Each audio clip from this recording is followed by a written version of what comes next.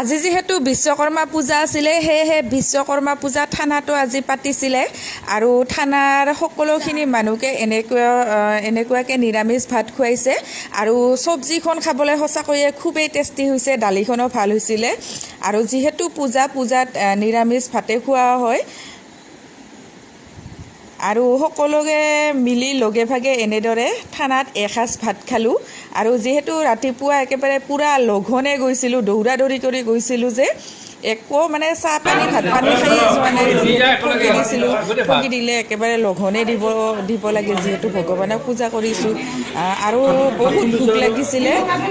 একদম ইমান টেষ্টি লাগিছে যে খাই একদম চব্জি ভাত দালি আৰু লগে ভাগে খালে সঁচাকৈ খুবেই ভাল লাগে, মজা লাগিছে আৰু